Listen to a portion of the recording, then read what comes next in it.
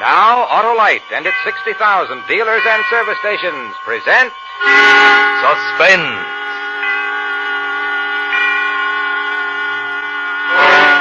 Tonight, Autolite brings you Gregory Peck in Michael Venning's Murder Through the Looking Glass, a suspense play produced and directed by Anton M. Leader. Friends, even a camel can't compete with an Autolite Stay Full battery because an Autolite Stay Full battery needs water only 3 times a year in normal car use. Yes, sir, that dandy, dynamic, dependable Autolite Stay Full battery has extra plates, too, for extra power, protected by fiberglass insulation for longer life and stronger life. Did I say longer life? Well, I meant it. An Autolite Stay Full battery has almost double the life of an ordinary battery. Why, in tests conducted, according to the Society of Automotive Engineers of Life Cycle Standards, Autolite Stay Full batteries give 70% longer average life than batteries without Stay Full features. So get wise, get Autolite. Remember, you're right with Autolite. And now, Autolite presents Gregory Peck in a tale well calculated to keep you in suspense. Listen. Wondering if it were real or part of a dream. Suddenly, I was awake, and I knew that I was riding on a train. But where? I didn't remember getting on a train. I opened my eyes and saw that I was in the lounge car. There was only darkness through the window. A man sat across from me reading. There was a bridge game down the aisle, a porter serving drinks. Everything nice and normal.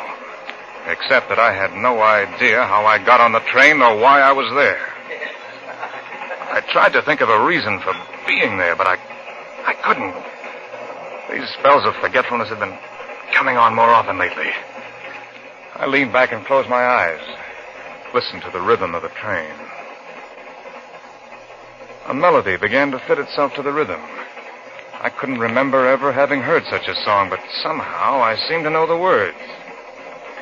Down in the valley so low, late in the evening, hear that train blow. I beg your pardon, sir, but your singing is disturbing the other passengers. Oh, I'm sorry. You understand, sir, it's the other passengers. I kind of liked your singing myself. Your singing didn't disturb me either, young man. In fact, it was rather a pretty melody. What was the name of it? Why, it's silly, but I don't know. I can't even remember the tune now. That's the way it is with songs. I've had the same thing happen to me. So what train is this? Why, it's the New York Express to Philadelphia. Ought to be there any minute, too.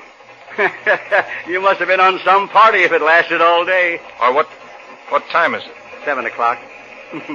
P.M., that is. Yes, sir. It must have been pretty drunk out where you were. I think he said something else after that, but I wasn't listening then.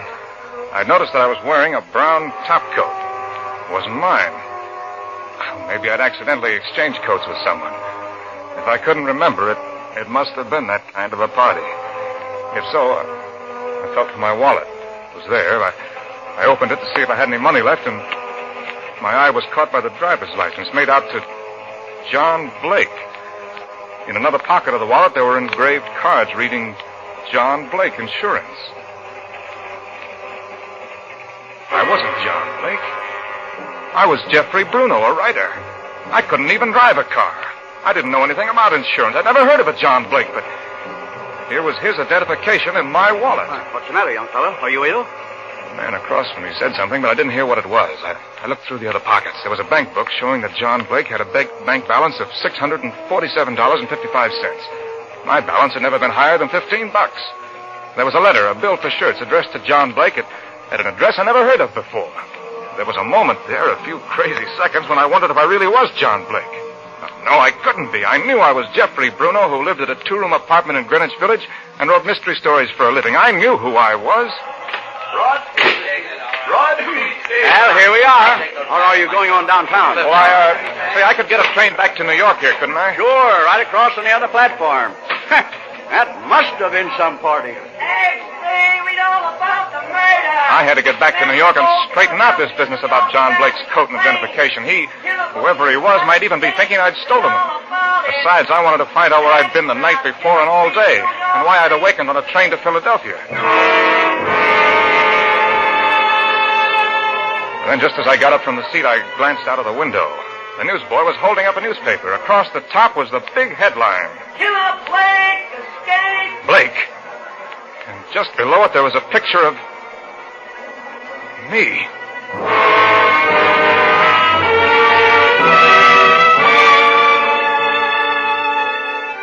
Pulling down my hat and turning up my coat collar, I managed to get on a New York train without anyone recognizing me. Then, fortunately, no one pays any attention to anyone else on New York subways. 2 blocks from my apartment house, I stopped at the corner stand to buy a newspaper. Oh, there you are, Mr. Bruno. Haven't seen you around for a couple days. Yeah, I've been busy. Hey, you know, I saw your picture somewhere today. You got a story in one of the magazines, maybe? No. Well, good. Wait a minute. I'll remember where I saw your picture. I never forget Yeah, a I've got to go now. You can tell me about it tomorrow. I had to get away before he remembered. I looked down and saw my picture on his papers. At home, there were a lot of letters in my box. Too many for just one delivery. When I got to the apartment, I looked at them. 2 of the letters had been postmarked in New York 3 days before. It doesn't take 3 days for letters to be delivered locally. Where had I been for 3 days? Who's there? Rosalie. Oh, Rosalie, just a minute. Hi, Jeff. I thought I heard someone in here. Well, a friend of yours stopped by, but you weren't home. He ran into me on the stairs and asked if I lived here and then wanted me to give you a message. Brunette was his name. Bill, I think he said. Oh, yeah. Well, I'm glad you're here, Rosalie.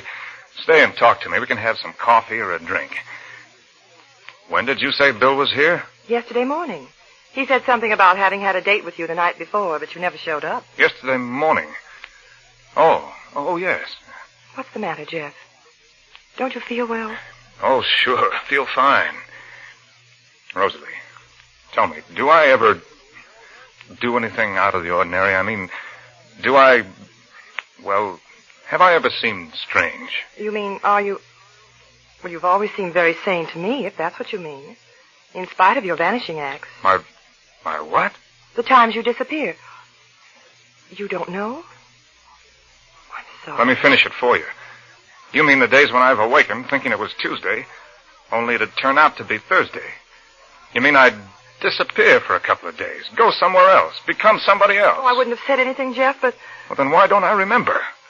Oh, I've heard of people drawing blanks because they've had too much to drink, but now maybe it's something different. What is, Jeff? Well, I told her all about it. All I knew anyway. At first she was frightened, but then I guess she felt sorry for me and she got over it. Before Rosalie had always been just a beautiful, desirable girl. I'd had drinks with her a few times in her apartment and mine, but that was all. Oh, not that I hadn't wanted to take her out, but she was a model, and I was sure that she led a glamorous life with rich men begging to take her out. But now she didn't look as glamorous as she looked understanding. I needed that.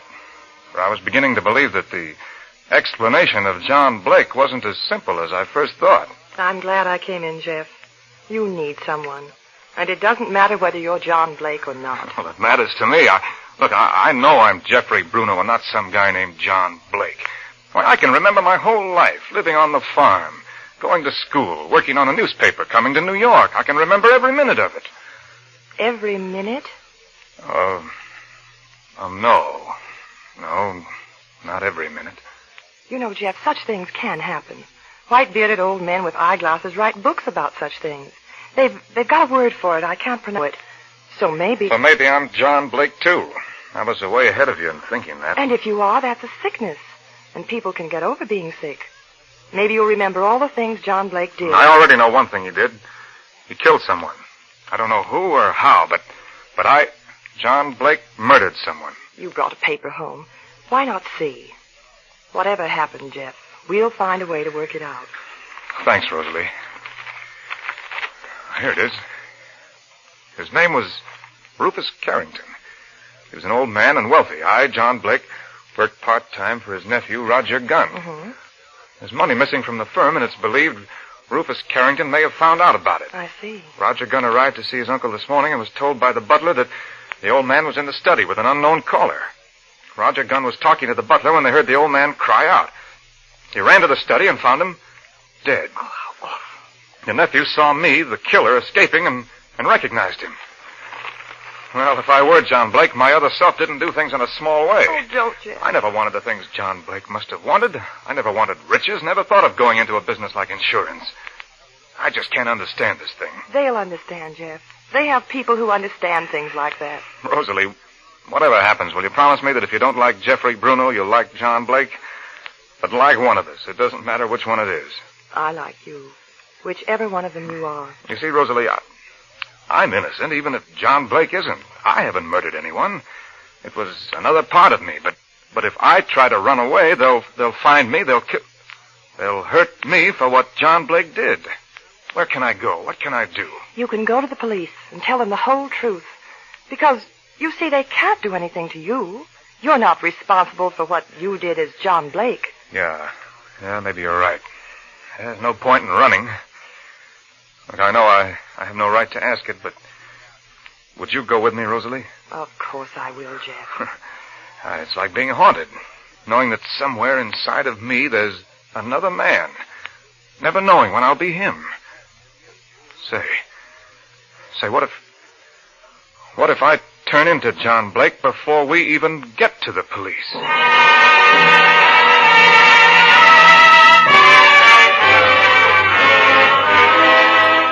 For Suspense, Autolite is bringing you Gregory Peck in radio's outstanding theater of thrills, Suspense.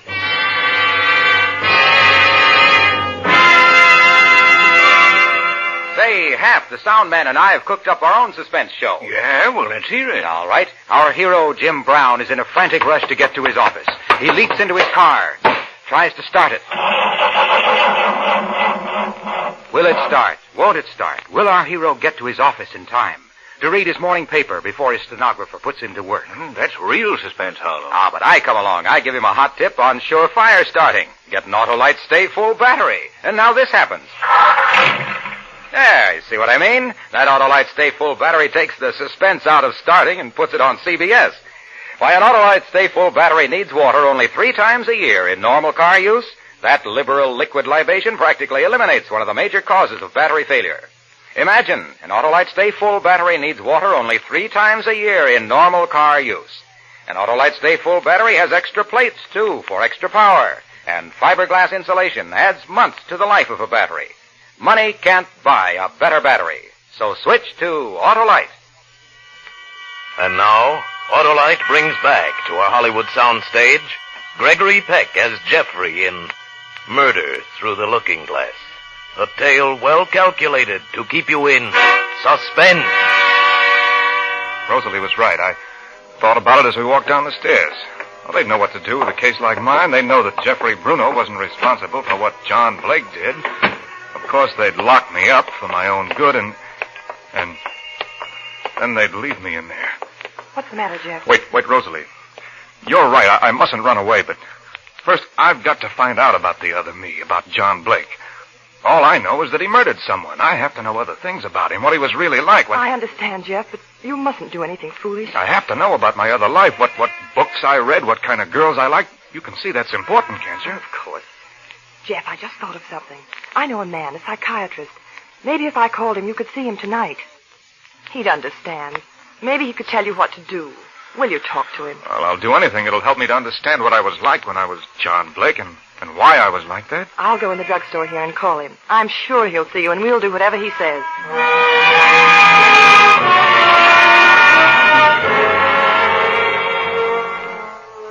Now, Mr. Bruno, you say there have been many times when you haven't remembered what happened for days? Oh, not many. A few times. It only happened after I'd been drinking, and I thought that's all it was. Until this. I see. It's a very interesting case. Well, what is it, Doctor?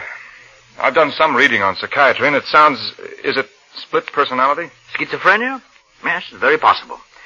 For instance, subconsciously, you might have had a desire for things which consciously you'd convince yourself were bad. That desire became so great that you created John Blake, so you could satisfy it without compromising Jeffrey Bruno. But wouldn't I be partly aware of wanting those things? Isn't it possible that I'm not John Blake, that all of this is something else? I'll let you answer that yourself, Mr. Bruno. Well, how can I? If I could answer it, I wouldn't be here. Mr. Bruno, do you honestly believe that there is a real person named John Blake, a person who looks exactly like you, a person whose coat and identification came accidentally into your possession? No, I guess I don't, but there must be another explanation. Well, the alternative would be to believe that someone is framing you. Do you believe that someone drugged you several times, so there'd be days you couldn't account for? That someone forged the papers of John Blake and planted them on you? Can you believe that someone planned to commit this murder months ago, rented an apartment in the name of John Blake, filled it with clothing in your size, put your photograph in the apartment? No, but... According to the newspaper story, the nephew of the murder victim was the only man to identify your picture. Therefore, he would have to have been the one to frame you. Well, this would imply that this Roger Gunn knew you and you knew him. Do you? No, I don't remember. Well, then can you believe that he was able to drug you, to know your clothes size, to get a photograph of you? I guess not. Besides, if he framed you, that implies he is the murderer. But that can't be, because according to the butler, the nephew was with him at the time the murder took place. You see, Mr. Bruno? I see. Well, what can I do, Doctor? Well, if this were not a murder case, the answer would be a simple one. I'd undertake to treat you. But as it is, I'm afraid I must suggest that you go to the police. Yeah, I suppose you're right. I'm sorry I wasn't able to help you, young man. If you'd only come to me sooner. Jeff, can you help him, Doctor? Under the circumstances, it's too late for me to do anything directly. I've advised Mr. Bruno to go to the police. Come on, Jeff. I'll go with you. All right. Well, thank you, Doctor. Oh, not at all. Sorry, I can't do more. Good night. Good night. Good night. I'm sorry, Jeff, but they'll have to believe you. They can't make you suffer for what John Blake did. And then, when you're well... When I'm well? What? We'll see. Rosalie, there's one more thing I want to do before I go to the police. I want to see the apartment where I lived when I was John Blake. I still don't know what I was like when I was being him. Maybe if I can only see how I lived, it'll give me a clue.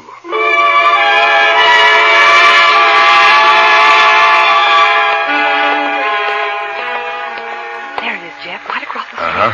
The lobby looks empty. Now, let's see. The address on the letter is apartment 203. Wasn't there anything in the letter? It was a bill. It seems that I'm not only an embezzler and a murderer, but I didn't even pay John Blake's bill. Please, Jeff, don't joke about it. All right, Rosalie, no joking. I don't think it's very funny either. Now, if I were John Blake, I ought to have a key to my own apartment. This must be it. I don't remember ever seeing it before, but the number 203 is stamped on it. Well, Rosalie. I'll stay here and warn you if the police come. Good luck, Jeff. The lobby was empty. I got on the self-service elevator and I rode up to the second floor. It, too, was deserted, and I walked to the door of my apartment. I hesitated, wondering if maybe there were a policeman inside. Well, I had to take the chance. The key worked, and I stepped inside. The place seemed empty. I turned on the light. It was a small apartment, inexpensive, perfectly correct, and dull. There were hunting prints on the wall. There were 2 suits in the wardrobe. My size all right, even though I couldn't remember buying them. There were even monogrammed handkerchiefs. It was unreal. Yet I had to believe all these things belonged to me, that there had been times when I liked wearing them. My head was spinning by now, and I leaned up against the wall. I don't know how long I stood there, unaware of anything except the pain inside. Gradually, I was aware that somebody was knocking on the door, but it was several seconds before I located it. It was at my door. The police? Oh, no, Rosalie said she'd warned me. It was the police. I wasn't ready to give myself up yet. I ran to the window. There was a fire escape outside. Open up and we'll break it down. I raised the window and looked out. I couldn't see anyone. Okay, boys, let's go in. I could take a chance that there wasn't a cop at the bottom of the fire escape. I could climb out and close the window. As I started to break in, I ran down the fire escape. I jumped to the ground and looked around the corner. There was one man sitting in a police car. I turned and ran the other way. I must have run 2 blocks before I heard footsteps behind me. I turned and it was Rosalie. Jeff. You said you'd warn me. What happened? But I did, Jeff. I rang the buzzer twice while they were getting out of the car. When I saw you getting away, I thought you'd heard. You must have heard it. You rang twice? The bell must be out of order, just like John Blake. Or I didn't hear it. I almost didn't hear them knocking. I'm sorry, Rosalie. I don't know. It doesn't matter, Jeff. I was so frightened. Oh, you mustn't be. I promise I won't do anything to involve you or hurt you. Oh, I wasn't thinking of myself. You can't go on like this, Jeff. You've got to go in. Give yourself a chance to get well. I know. You know, upstairs there for a minute, I thought of running away, of going to some little town and changing my name, but that's no good either. That wouldn't get rid of John Blake. Then? I've got an idea. Just one more try. Another hour won't make any difference to the police. All right, Jeff. Where are we going? Not we, Rosalie. I'm not going to involve you in this anymore. I was John Blake. I did the things John Blake did, and I have to see it through to the finish. At least tell me where you're going. It'll be better if you don't know. Oh, please, Jeff. No, this is the way it has to be. Then if it turns out worse than we think, you can just remember that for a few hours you were friendly to someone who needed it. If I come through this, if I get well, then... Yes, Jeff? Well, as you said, Rosalie, we'll see.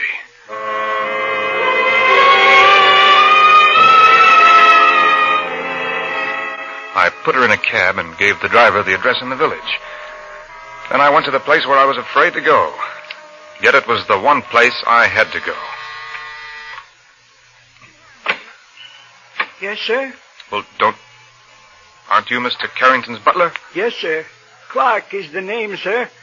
I was in Mr. Carrington's service for 40 years. But why do you ask? Well, don't you recognize me? I don't believe so, sir. Of course, there were so many of you here today from the newspapers. But I was here even earlier. I'm John Blake. Oh, then you're the gentleman who murdered Mr. Carrington, according to the newspapers. Well, why do you say according to the newspapers? I don't believe you killed Mr. Carrington, sir. You don't? Why not? Why, he didn't even know you, sir. Well, maybe he only got acquainted with me this morning when I came to kill him. If he had made an appointment with you, sir, I would have known. But didn't you let me in to see him? Oh, no, sir. He answered the door himself when his visitor arrived. I see. Is Mr. Carrington's nephew here? Mr. Gunn? Yes, sir. But he left word not to be disturbed. He did he? Clark, did Mr. Carrington have a gun? Yes, sir. Would you trust me with it if it might help catch the murderer? I guarantee it'll catch him. Won't you step in? Thank you. I was very fond of Mr. Carrington, sir. He kept the gun here in the hall near the door. Oh, here it is, sir. I'm an old man myself, and perhaps I'm foolish to even... Now, don't you worry. Just take me to see Mr. Gunn. Oh, but I can't do that, sir. Oh, pardon me, sir. Yes, Mr. Gunn? Who are you talking to, Clark? Is that the attorney? No, sir. It's a young... Wait a minute. I know that voice. I'm sorry, Clark. Who the devil... You? Yes, me, Mr. Gunn, or should I say Dr. Gunn? Clark, leave the room. Yes, sir. Well, this is all a terrible mistake. You bet it is. And I want to hear why the nephew of the man I'm supposed to have murdered is also the psychiatrist who convinced me I was crazy and ought to surrender to the police. Well, Don't move. Don't point that gun at me, please. I'm expecting a phone call from the attorney about the will. And then I'm sure we can straighten this thing out. I'll give you money. We'll straighten it out now without money. You killed your uncle, didn't you? No. I was with Clark. He can tell you. Don't answer that. Clark will answer it then, on the extension. And he knows I'm then here. Let Clark answer it. But I'm going to get the truth out of you before you have a chance to talk to anyone.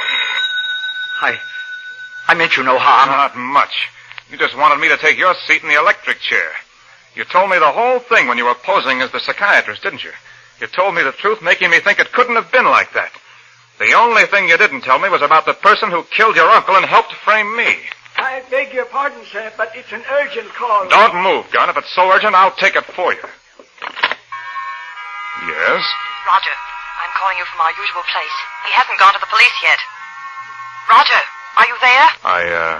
Yes. I can't talk now. The attorney's here. Wait, Roger. I think he's on his way over there. Be careful. All right. You don't sound right. Are you getting frightened again? After all we've done so far, you've got to keep your nerve up. I'm coming over, Roger. Good. I'll be there in 5 minutes. Stall him when he arrives. Goodbye, Roger. Goodbye, Rosalie.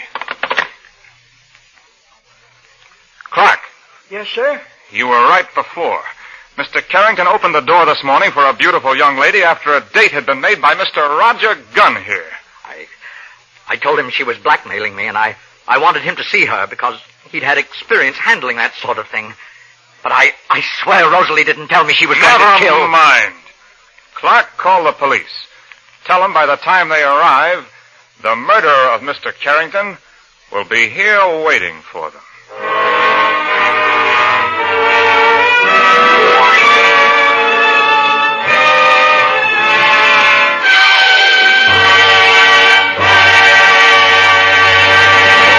Thank you, Gregory Peck, for a great suspense show. Say, Greg, while out driving one Sunday afternoon recently, I heard you on the Family Hour of Stars. Busman's holiday. Yes. And I was thinking then how you always give a splendid performance. Just like a stay full battery. A battery I'm being compared to now. Well, not just a battery, Greg, but Autolite stay full batteries. They're as tops in their field as you are in yours. Well, then you can just call me Stay Full Peck from now on. Tell me more. Well, Greg, stay full batteries are made by Autolite men who make over 400 products for cars, trucks, airplanes, and boats in 28 Autolite plants from coast to coast.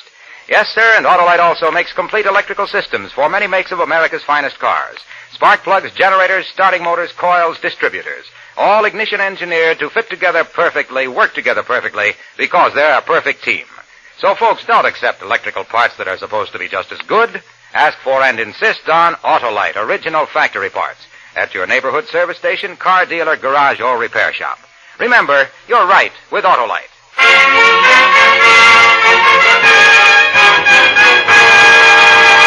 And now here again is Mr. Gregory Peck. Well, as usual, it's been great fun to do a suspense play. It's one of the programs that every actor in Hollywood most enjoys to appear on and to listen to. For instance, I wouldn't miss next week's show when Pat O'Brien stars in a really outstanding story, Dead Earnest, another gripping study in Suspense. Gregory Peck can currently be seen starring in the 20th Century Fox production Yellow Sky. Tonight's suspense story was by Michael Venning, whose books have also been written under the more familiar name of Craig Rice. The adaptation for radio was by Ken Crossan. Music was composed by Lucian Moraweck and conducted by Lud Gluskin. The entire production was under the direction of Antone M. Leader. Next Thursday, same time, hear Pat O'Brien in Dead Earnest. You can buy Autolite electrical parts, Autolite resistor spark plugs, Autolite stay-full batteries at your neighborhood Autolite dealer. Switch to Autolite. Good night. We have the highest standard of living in the world. Safeguard the American way. This is CBS, the Columbia Broadcasting System.